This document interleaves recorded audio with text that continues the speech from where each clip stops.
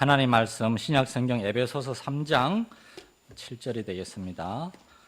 에베소서 3장 7절에서 9절까지 신약성경 312쪽 에베소서 3장 7절에서 9절입니다.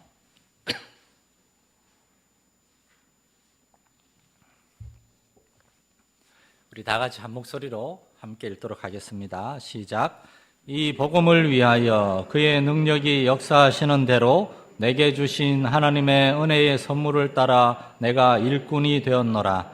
모든 성도 중에 지극히 작은 자보다 더 작은 나에게 이 은혜를 주신 것은 청량할 수 없는 그리스도의 풍성함을 이방인에게 전하게 하시고 영원부터 만물을 창조하신 하나님 속에 감추어졌던 비밀의 경륜이 어떠한 것을 드러내게 하려 하심이라. 아멘. 할렐루야. 복음이란 무엇일까요? 우리는 복음을 듣고 배우고 복음을 전해야 합니다.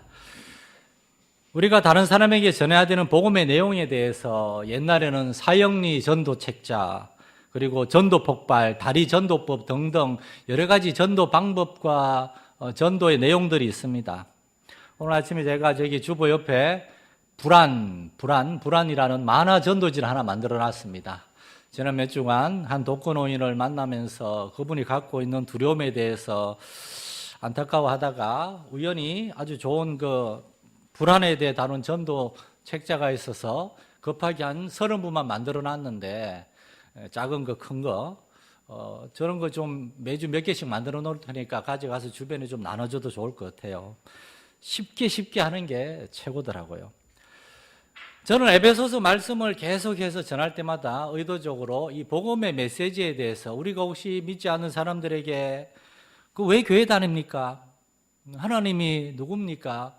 교회 왜 다녀야 됩니까? 물었을 때 그들에게 우리가 나눌 수 있는 복음의 가장 기본적인 원리 3가지에 대해서 반복해서 강조하고 있습니다. 첫 번째, 하나님이 계시다는 것. 두 번째, 그 하나님 우리에게 말씀하시고 찾아오신 하나님이라는 것. 세 번째, 하나님을 만나야지 새로운 인생, 새로운 삶이 시작된다는 겁니다. 어느 정도 나이가 들면은 이제 사람은 짐승이 아니기 때문에 의미에 대해서, 존재와 가치에 대해서 생각하게 됩니다. 그전에는 정신없이 아이들은 놀고 어른들은 일하고 그러다가 어느 정도 나이가 되면은 내가 무엇 때문에 이렇게 사는 것인가? 그러한 근본적인 고민을 하게 돼 있어요. 그리고 그때 이제 하나님을 찾게 되는 겁니다. 또는 오히려 더 하나님과 상관없이 가기도 하고. 에베소서 말씀은 우리에게 3가지 메시지, 하나님에 대해서, 하나님 우리에게 찾아오셔서 말씀하시는 분이라는 것, 세 번째로 그 하나님을 만나는 것이 인생의 가장 중요한 사건이라는 얘기를 하고 있습니다. 성경은 창세기 1장 1절에서부터 태초에 하나님이 계시니라, 하나님이 천지를 창조하시니라, 하나님이 계시고 하나님이 무슨 일을 하셨는지를 얘기합니다. 하나님이 세상을 만드셨고 창세기 1장 26절 27절에는 하나님이 이르시되 우리의 형상을 따라 우리의 모양대로 우리가 사람을 만들고, 27절에는 하나님이 자기 형상 곧 하나님의 형상대로 사람을 창조하시되 남자와 여자를 창조하시고. 여러분, 성경에 우리가 그냥 습관적으로 지나가는데 딱 스탑해서 주목해야 될 구절들이 있습니다. 하나님이 하나님의 형상대로 사람을 창조하시되, 그리고 뭐라고 되어 있습니까? 남자와 여자를 창조하시고라고 되어 있습니다. 세상의 모든 살아있는 생명체, 동물들은, 살아있는 존재는 남자와 여자, 또한 짐승들은 암컷과 수컷으로 구분이 됩니다. 하나님이 그렇게 만들었어요. 저는 진화론을 믿는 사람들에게, 특별히 진화론에 대해서 나름 전문적인 지식을 가지고 있다는 분들에게 질문하고 싶습니다. 여러분 중에 있다는 게 아니라 바깥의 사람들한테.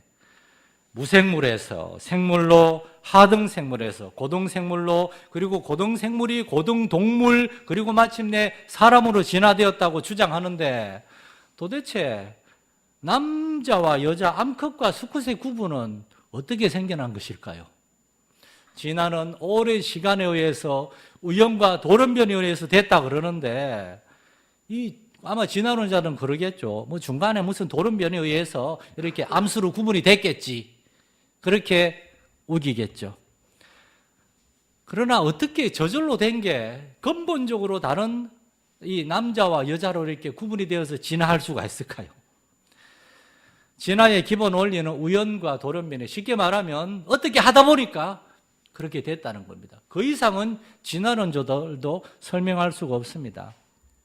그러나 만약 그렇게 생각한다면 다르게 한번 질문을 드려보겠습니다. 그렇게 수천, 수만, 수억 년의 시간이 지나서 하등, 아메바 같은 하등 존재가 이렇게 사람과 같은 정말 고등한 존재로 진화하는 것이 그들의 주장이라면은, 그들의 주장대로라면, 그래서 이 사람의 존재가, 사람의 존재 이유와 특별히 남자와 여자의 존재 이유가 단지 종족 보전과 번식의 산물에 불과하다면은, 여러분, 우리 주변의 아기들은 왜 이렇게 이쁜 것일까요? 우리 어르신들께 참 죄송한 말씀이지만 저도 요즘 들어서 아기들만 보면 너무 이뻐서, 얼마 전에 해양공원에 가서 앉아있는데 제 앞에 한 3, 4살 된 여자아이가 걸어가는데 옆에 동생 손을 잡고 가는데 동생은 아직 기저귀를 하고 있는데 이제 돌 갓 지난 것 같아요.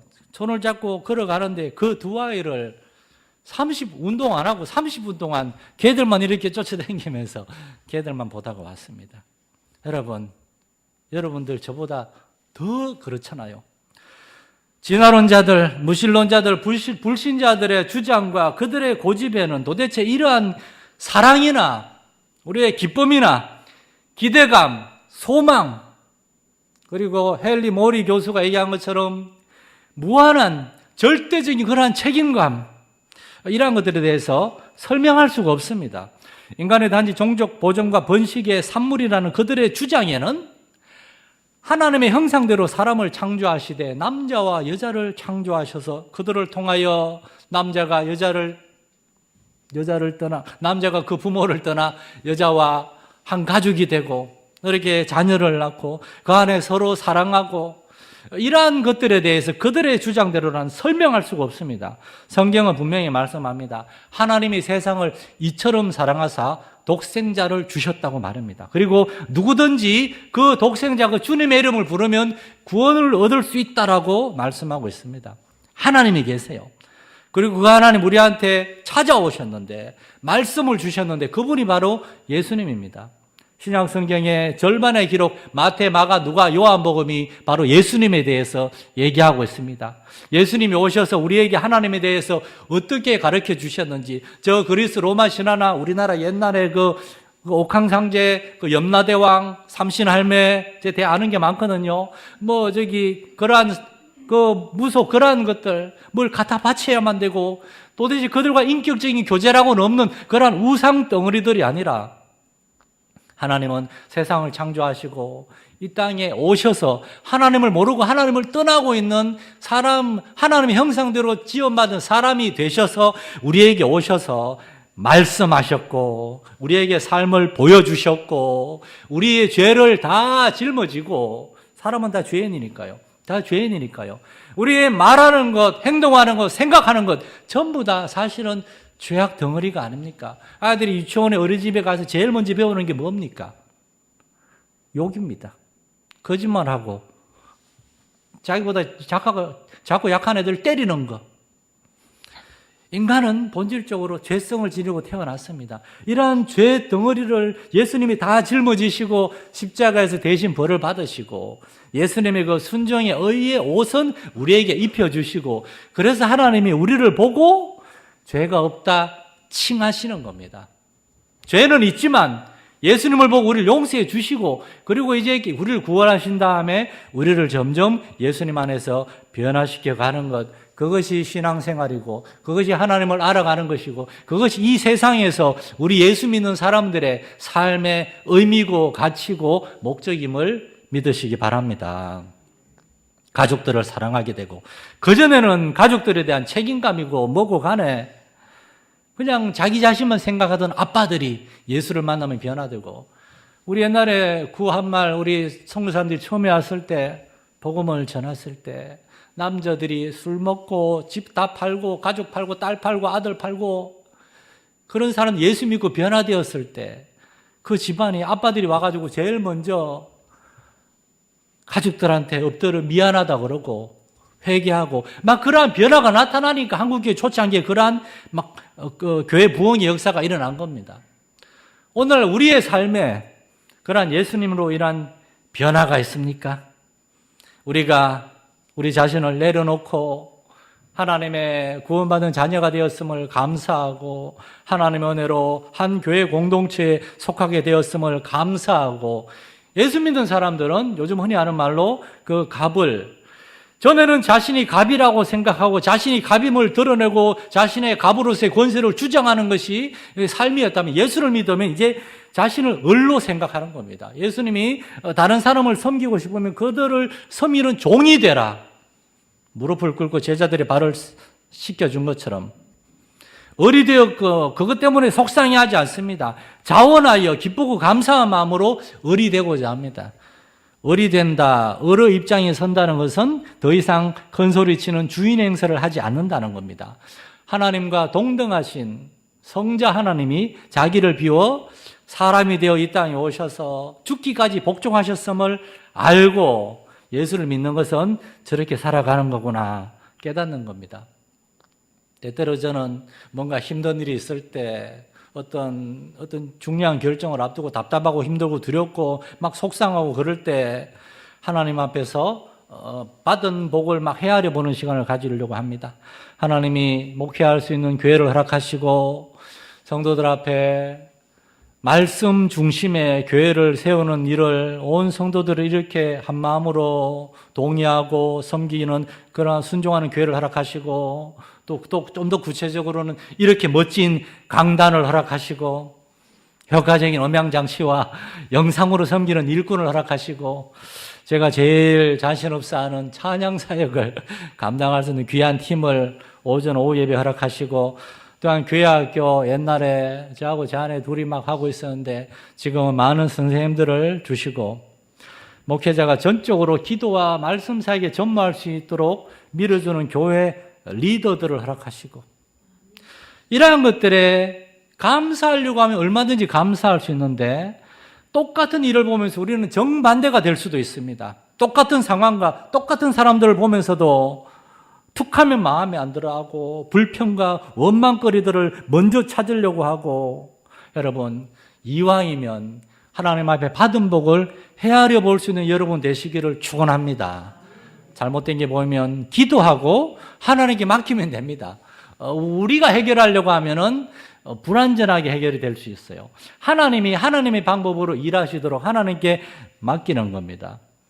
이렇게 한때 우리는 이 세상이 전부인 것처럼 이 세상들 사람들처럼 그들의 목적과 그들의 방식을 따라 살던 우리가 오로지 이 세상에서 잘 먹고 잘 살고 떵떵거리고 건강하게 오래 버티는 것이 유일한 목적이었던 우리가 예수님을 만나고 스스로 을이 되어서 낮은 곳으로 내려가고 섬기는 자가 되고 주를 섬기고 주의 형제와 자매들을 섬기고 주의 교회를 섬기는 그러한 사람으로 변화된 것 여러분 하나님의 복음 때문에 그렇게 된 것을 믿으십시오. 오늘 사도는 7절 말씀에서 이렇게 얘기합니다. 내가 지금 이렇게 된 것도 이 복음을 위하여 이렇게 된 겁니다. 사도 바울이 어떤 사람입니까? 이스라엘 사람들 중에서 한때 가장 똑똑한 사람이었습니다. 율법 학자로서 바리새인으로서 바리새인이란 말은 그의 신분을 얘기하는 겁니다. 그 당시 바리새인은 오늘날 말하면 종교적인 귀족, 엘리트 집안이에요. 그리고 그는 율법을 어려서부터 공부한 학자예요. 그의 삶의 목적은 율법 학자로서 최고의 오늘날 말하면 뭐 서울대학교 총장 정도 그런 거 되는 게 그 사람 꿈이었는데 그걸 위해서 수단과 방법을 가리지 않았죠. 예수 믿는 사람들 잡아다 가두고 스데반 집사를 죽일 때 옆에 앉아 있었고 그러한 바울이 예수님을 만났고 예수님의 복음을 깨닫게 되었을 때 그는 이제 하나님의 일꾼이 됩니다. 예수 그리스도의 종, 노예가 됩니다.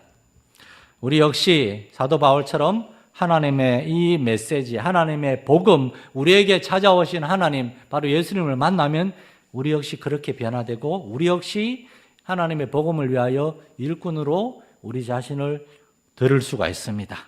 예수님을 만나면 이렇게 되고, 이 성경이 말씀하는 복음이 뭔지를 알게 되면은, 여기서 얘기하는 하나님이 누군지를 알게 되면은 우리가 이렇게 변화가 됩니다. 그냥 예수 믿는 것으로 만족하지 않고 일꾼이 되려고 합니다. 일꾼이.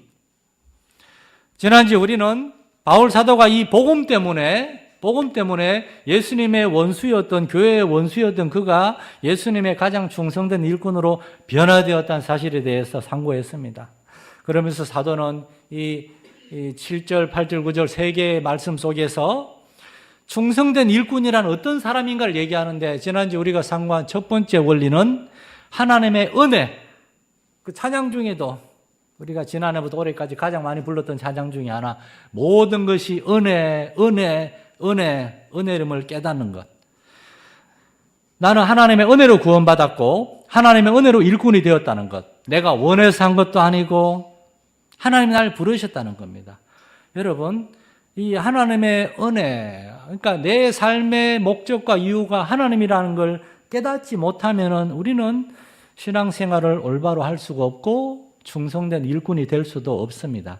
하나님을 믿는 거, 하나님을 위해 일하는 거, 그리고 하나님 때문에 우리하고 아무 상관이 없는 다른 사람들, 사실 저기 이제 그저께 미얀마에 김병훈 성회사님 기도 편지가 왔는데 내일 9월 26일 날 한국에 들어오신답니다.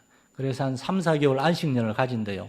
그 과정이 미얀마에서 그 코로나와 우크라이나 전쟁 때문에 덮였지만 미얀마에도 그 군부 독재가 지금 나라를 지배하고 있는 가운데 수많은 사람이 죽고, 그분이 전도하던 청년이 총 맞아 죽고 잡혀가고, 그런 현실 가운데 그분이 지난 그 코로나, 그 미얀마 그 군부 독재는 2년 반밖에 안 됐지만 그 이전에 그분이 거기에서 6년이 넘게, 사모님이 코로나 걸리고 사모님이 기도 편지의 사진을 제가 보니까 처음엔 밝고 환하게 웃었는데 시간이 갈수록 얼굴이 야위어 가고 점점 약해져 가고 그게 막 눈에 보이는 거예요. 그러면서도 버티다가 이제 하나님 은혜로 이제 안식년을 잠깐 나오게 됐습니다. 저는 그런데 김병훈 성교사님 아직 한 번도 본 적이 없습니다. 우리 교회에서 최동주 집사님만 그분을 봤을 겁니다.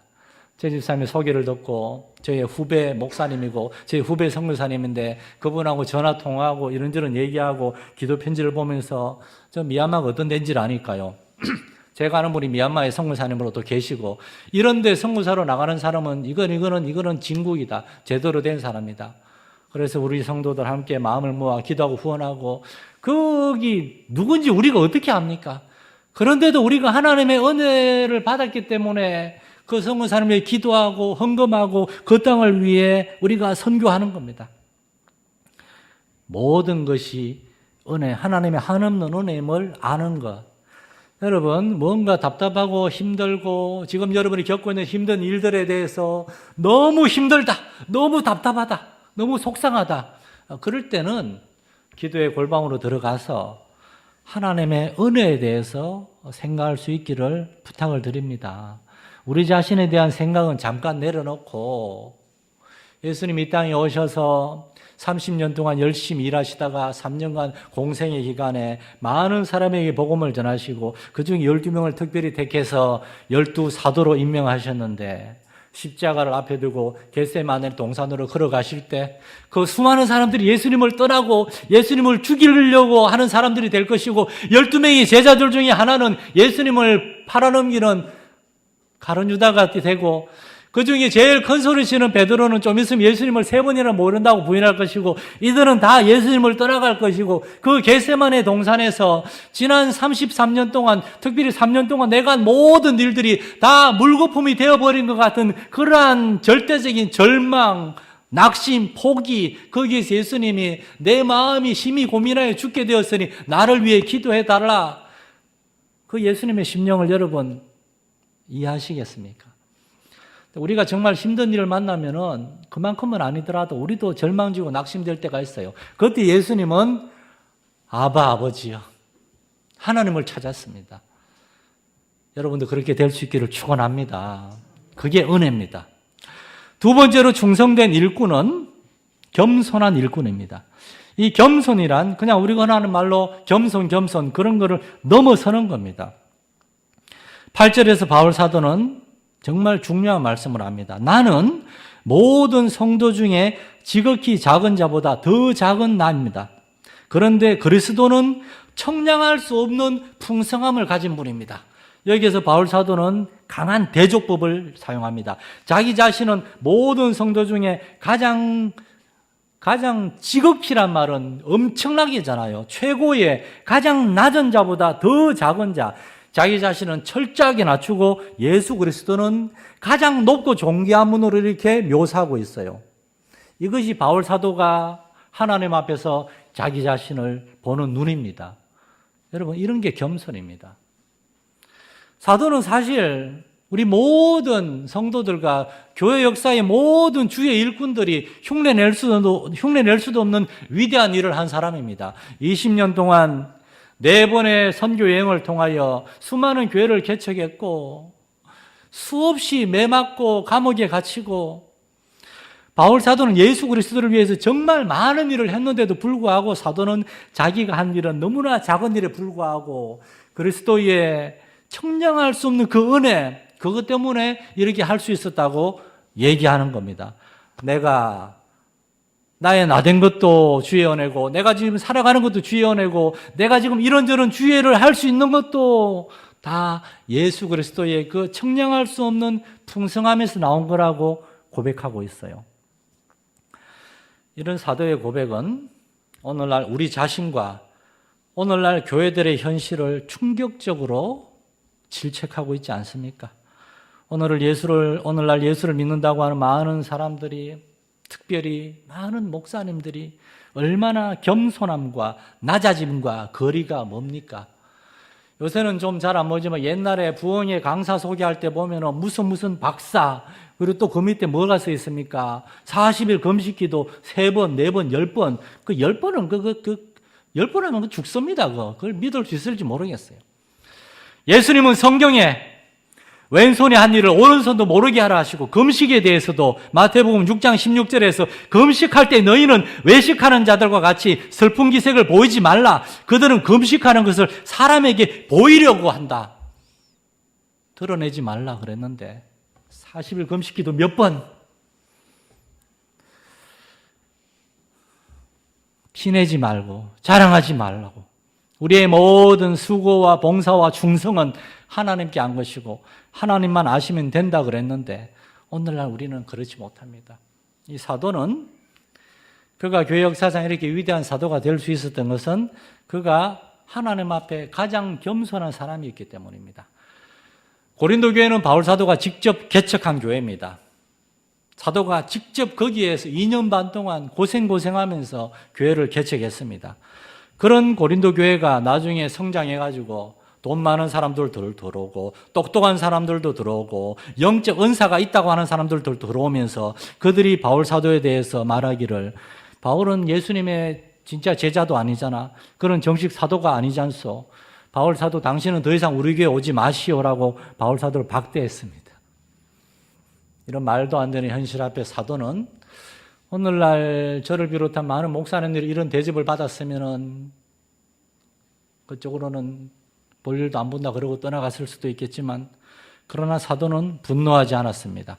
오히려 그런 고린도 교회를 위하여 더 많이 기도하면서 신약 성경에서 사도의 서신 중에 가장 긴 고린도 전서와 후서 2개의 서신을 써서 보냈습니다.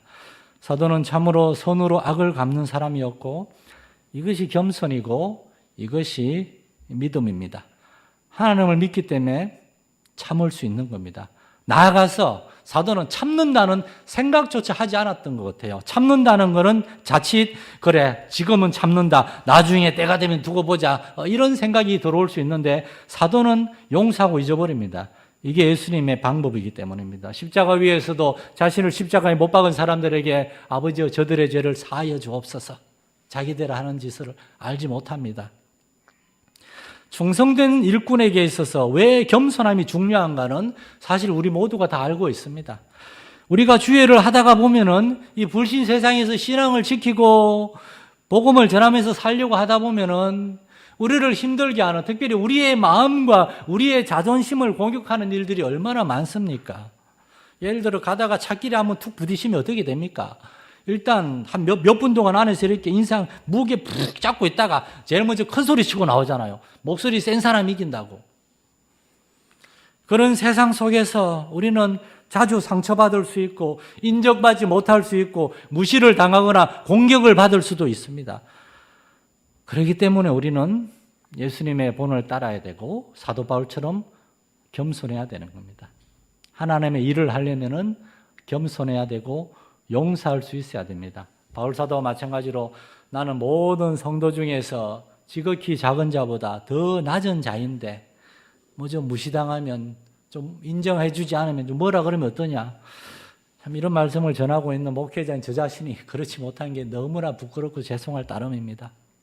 그러나 여러분, 우리는 하나님의 은혜 앞에서 겸손할 수 있기를 축원합니다.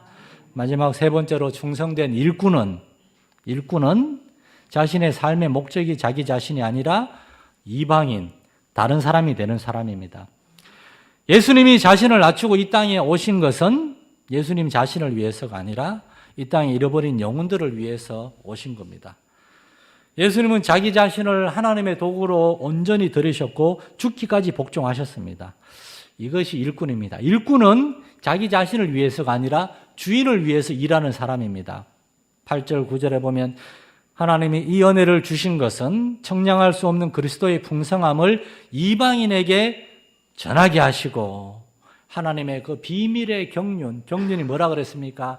하나님의 이 세상을 창조하시고 다스리는 뜻, 목적, 그것을 드러내기 위함이라고. 하나님의 일꾼이란 하나님의 일을 하는 사람이고 하나님의 일이란 이방인들, 다른 사람들을 섬기는 겁니다. 사람이 나이가 들면서 많은 새로운 감정을 경험하게 되는데 그 중에 하나가 서글픔이라 그럽니다. 서글픔이라는 단어, 국어 선생님 앞에서 참 부끄럽지만 여러 한글 사전을 많이 찾아봤습니다. 서글픔이란 말은 순 우리말입니다. 한자어가 아닙니다.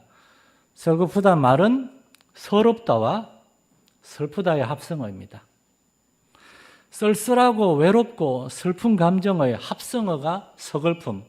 그러니까 굉장히 복합적이고 아주 쓸쓸한 그러한 말입니다. 나이가 들면서 인생의 노년에 많은 어르신들이 자신의 삶을 돌아보면서 이 서럽고 슬프고 이런 걸 많이 느낀다 그럽니다. 우리 교회는 이제 그러한 분들을 찾아가서 주변에 그러한 분들이 있으면 위에서 기도하고 좋은 이렇게 정부에서 도와주는 요양사 선생님도 소개도 해줄 수 있고 또 할 수 있으면 우리가 도와주고 그런 일을 좀 할 수 있는 그러한 교회가 돼야 되겠어요. 그런데 오늘 본문의 사도 바울이야말로 여러 사람하고 비교했을 때 가장 서글픈 그러한 신세가 아닙니까? 다소에서 잘 나가는 유대인 가문에서 부모의 지원으로 예루살렘으로 유학을 가서 예루살렘의 가장 유명한 랍비 가말리엘의 제자가 되었고 장차 촉망받는 유대의 율법학자가 되는 게 꿈이었던 사람이 어느 날 예수님을 만난 뒤에 그는 그 모든 것을 다 버리고 평생 나사렛 예수의 추종자가 되어서 평생 집도 가정도 안정된 직장도 없이 방랑하는 전도자가 되었습니다. 그렇게 20년의 길고도 고달픈 전도자의 삶의 결과 사도는 지금 로마의 감옥에 갇혀 있습니다. 로마 오기 전에도 예루살렘에서 2년 동안 갇혀 있었어요. 지금 4년째 갇혀 있는 겁니다. 지금 사도는 여전히 집도 없고 안정된 노후의 수입도 없습니다. 우리 전부 다 노후에 은퇴, 연금 그런 거 많이 관심 갖고 있잖아요. 심지어 목사님들도 얼마나 그런데 관심이 많은지 몰라요. 그러나 바울 사도 이분만큼 서러운 사람 어디에 있습니까? 그러나 우리는 바울 사도의 서신을 읽으면서 이 위대한 사도가 조금이라도 의기소침하거나 서글퍼하는 인상을 여러분 느낄 수가 있습니까? 정반대로 그는 하나님과 사람들 앞에서 가장 자유하고 가장 기쁨과 감사가 충만한 그런 사람입니다. 그 비결이 뭡니까? 이 사도는 자기 인생의 목적과 가치를 자기 자신이 아니라 하나님한테서 찾았고, 그리고 하나님을 위하여 다른 사람들, 바로 이방인들을 섬기는 데서 찾았기 때문입니다. 우리가 인생을 오래 산 뒤에 우리의 삶을 돌아볼 때 얼마나 많이 벌었고, 얼마나 많은 일을 했고, 얼마나 많이 우리 자손들에게 물려주고, 그런 것들이 평가 기준이 될 수가 없습니다. 지난주에 우리에게 왔다 간 권효주 선교사님은 제가 아는 사람 중에 공부를 제일 잘한 사람입니다. 한 세대를 1등으로 나왔으니까. 한 세대에서 구약학 교수님이 그분에게 박사과정을 밟고 교수로 일하라고 계속해서 지금도 권유하고 있대요. 지금도 야 봐라, 트니지 같은 데 생고생하고 여기서 교수가 되어서 학생들 가르쳐서 보내. 그런 성에서 항상 그런답니다. 그 교수님한테. 제가 트니지 갈 때 한국 선교사가 트니지에 10명이었습니다. 지금도 10명입니다. 한국에 교수할 사람은 너무나 많습니다. 이거 50년 전에 미국의 짐 엘리엇이 한 말이거든요. 짐 엘리엇이 휘턴 대학 선교 신학대학원 1등으로 졸업했을 때 미국의 많은 교회들에서 담임 목사를 초대했을 때 짐 엘리엇이 한 말이, 미국에서 목회할 사람은 너무나 많은데 남미의 원주민들에게 선교하러 갈 사람은 없습니다. 그러니까 저는 거기 가겠습니다. 권우주 선교사님이나 김병훈 선교사나 이런 분들은 그렇게 해서 간 사람들입니다. 여러분, 이것이 교회고, 이것이 기독교고, 이것이 하나님을 믿는 사람들입니다. 윌리엄 윌버포스나 땅콩 박사, 조지 워싱턴 카바, 그런 사람까지 될 필요도 없습니다. 일주일 내내 바쁘고 힘들게 살던 우리가 너무 힘들죠. 그러나 주님의 날, 다른 것이 아니라 하나님 앞에 나와서 역동적인 찬양팀의 찬양과 함께 우리도 마음껏 하나님을 찬양하고 하나님께 나아가서 은혜 주십시오, 능력 주십시오. 그렇게 하나님으로 새로워진 우리가 다시금 나아가서 조금 더 참고 조금 더 인내하고 그렇게 세상을 섬길 때에 바로 거기에서 바울 사도의 로마의 감옥에 찾아오셨던 하나님이 오늘날 여러분의 삶 가운데도 찾아가셔서 하나님은 일하실 것이고, 그렇게 가장 약한 가운데서 우리가 복음을 위한 일꾼으로 순종할 때에 하나님의 역사가 나타날 줄로 믿습니다. 살아계신 하나님 아버지, 우리 성도들 참 힘든 사람들이 많이 있습니다.